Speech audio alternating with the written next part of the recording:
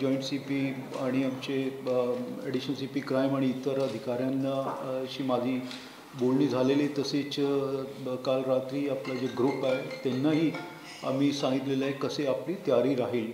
म्हणजे आमच्या zero tolerance याच्यावरील आहे.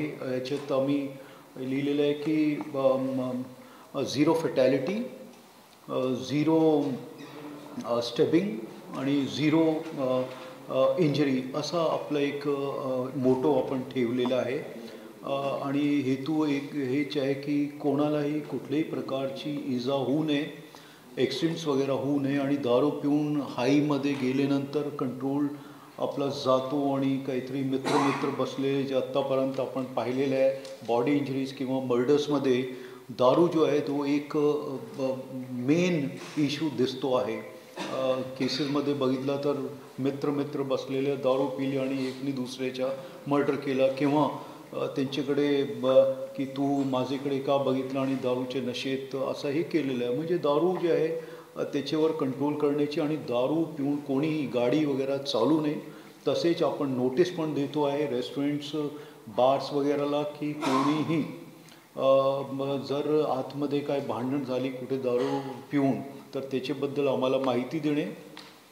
कोणी जर दारू पिऊन गाडी चालवतो आहे तुमच्याकडून पिऊन बाहेर निघतो आहे तर त्याची माहिती आम्हाला दिली पाहिजे.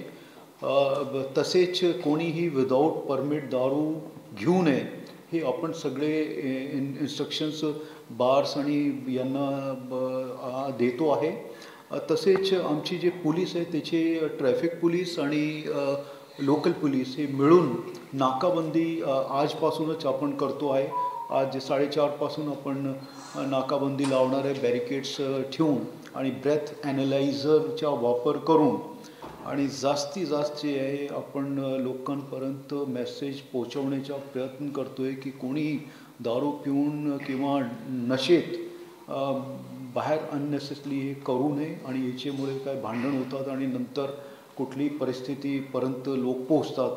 मग असं काय होऊ नये हे आमचा हेतू आहे. तर तो एक दुसरा 31 बद्दल आपल्याला सांगायचं होतं.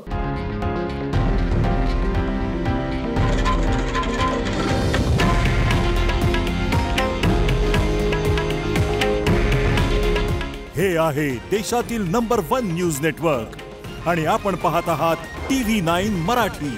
काळजी तुमची, हित महाराष्ट्राचं.